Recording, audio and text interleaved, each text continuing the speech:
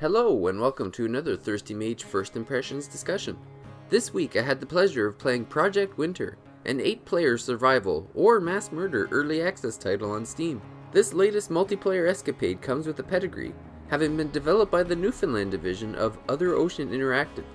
These folks have worked on a ton of games and have a long history dating back to 2006. And this expertise really shows. Project Winter is very polished, with a unique look and terrific music. All of the backbone and structure for a fantastic experience are present. It just seems to be missing that it factor. Let's start off with the premise. 8 players connect and are dropped onto a procedurally generated island. 6 of these people will need to work together to complete a series of tasks in order to contact a rescue vehicle. The remaining 2 will try everything they can from preventing the 6 from being rescued. Most of the communication is verbal, as voice chat is included. But if you're shy, then an in-game chat is also available. And right now the teamwork is evolving. If you're placed in a round with experienced players, it's much easier to coordinate.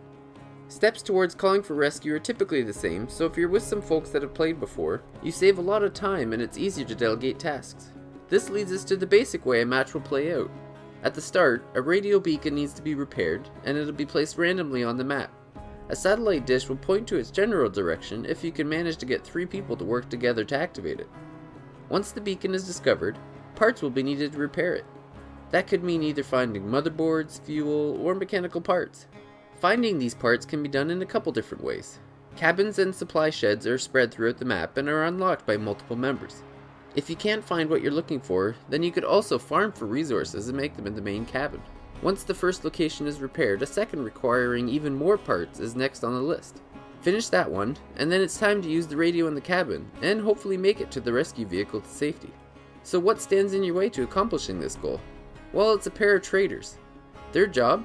Delay, sabotage, kill, whatever needs to be done in order to ensure that no one leaves alive.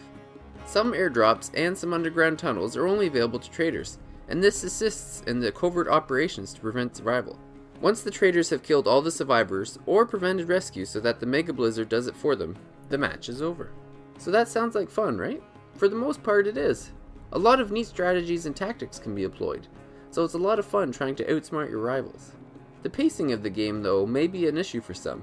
The size of the map compared to your foot speed is quite large, so a lot of time can be taken from going from place to place. It especially becomes noticeable when you need to craft, and have to make frequent trips. Upon death, you're encouraged to remain as a ghost to see how things play out, but as far as I know, the ghost has no way of affecting the outcome. An objective system is included to encourage repeat play, with skins as the reward. It's a mechanic that is successful in other multiplayer titles, so it'll be interesting to see how many people sink in extra time and effort for these rare costumes. Project Winter is a pretty entertaining time so far. As an early access title, the lobby can be a little bare, so during off times you could be waiting a little bit to play. The potential is there though. As the developer optimizes, hopefully they can add in some new mechanics to add in a little excitement between tasks. As it stands now though, it's a fun 30 or so minutes playing a pretty polished product, and those who prefer a more cerebral style of multiplayer game.